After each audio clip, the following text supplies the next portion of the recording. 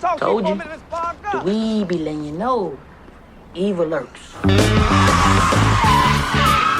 And I want to thank Ms. Jackson Lee. I'd like to ask, does she know the year of those pictures? And the reason I ask that is whenever I get on a subject, I do facts finding myself.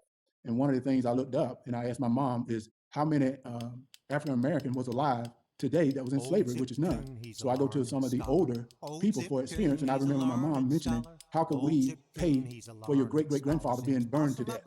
Or how could you pay for your great-great-uncle being hung?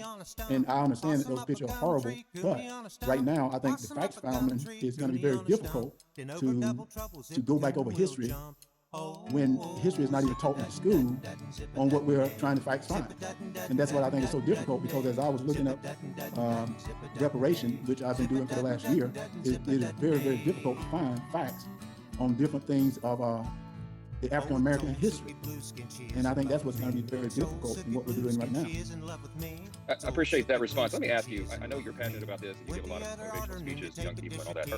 Are there better ways that you think to uplift minority communities and provide opportunities for success than this idea of direct payments of taxpayer dollars? I mean, just in general, what do you say to young people to inspire them that way?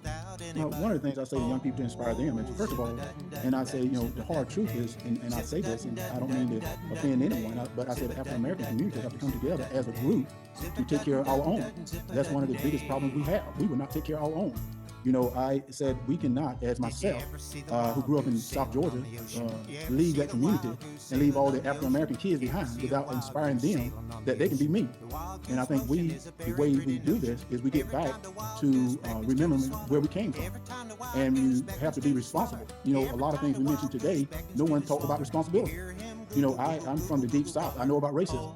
And a matter of fact, we talked about the health. Everyone thinks I'm healthy, but I was diagnosed at one time as mentally unhealthy. Because of being bullied as a little kid, because of my weight, because of my speech. But the things that happened to me was dealing with race. And I overcame through education, which is one of the major things that I talk to the young people today, is education is more important than anything in life. Because when you educate yourself, you're able to see the truth for yourself. And I'm not saying that I think HR 40 is absolutely incredible, but I think that just it's a facts founding is very difficult. And facts founding and reparation, I think it's a little bit. I'm confused at the two right now. Very good. I got 34 seconds left. Let me turn. All right, so which one of you niggas is taking accountability for this bullshit? I want to know what meeting was held where they invited this nigga, Herschel Coon-ass Walker, to come out and speak on behalf of reparation. Who okayed this? Who said, you know what? We got to get some people to come and talk about reparation. Herschel Walker. We should get this nigga who was throwing balls and running and fighting fixed and rigged MMA fights. We got to get Herschel Walker. Who was on this board? Was it Candace Owens? Was it Charles Barkley? I just want to know, did he come up and throw his own hat into the ring? He said, you know what y'all need? Y'all need a coon. I'm trying to figure out why this big, burly, old black ass failure of a nigga got his black ass up there and told the world that we didn't need reparations.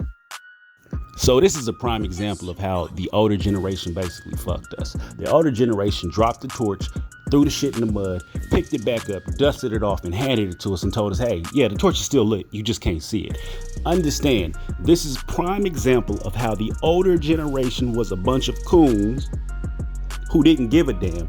And now you got these motherfuckers coming out speaking on our behalf as if we should take it in and use the wisdom that they provided. Ain't no fucking wisdom in shit Herschel Walker said. This motherfucker got up and said, if you give a man a fish, you feed him for a day. If you teach a man to fish, you feed him for a lifetime. Black people don't need handouts, we need hand-ups. What the fuck does that mean in terms of reparations, nigga? This is some shit that's owed to us. And you got your jolly coon ass on TV and told white people with scripture to back it up that they shouldn't be held accountable for the sins of their father, even though they benefit from it. This, again, is why the older generation has fucked us and nobody wants to talk about it. But today, your boy Donnie ain't shit.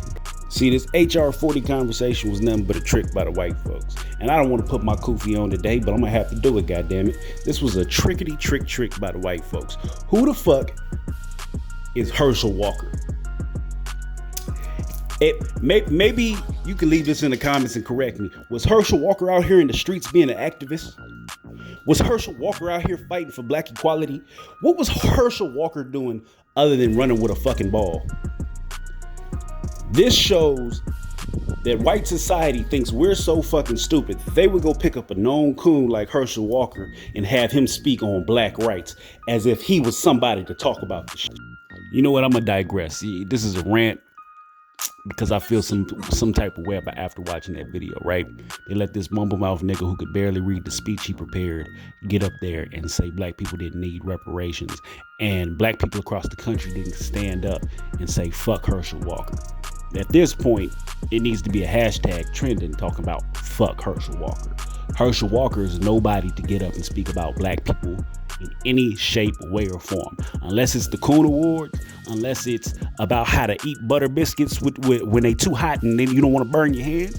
You can't talk about nothing else on a public stage, Playboy.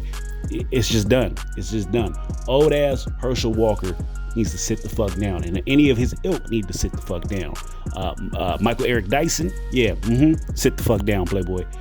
I'm tired of these niggas getting up and making public statements for black people, and you motherfuckers don't even want to be black your damn self. At the end of the day, you niggas ain't shit, and guess what? You ain't shit for watching.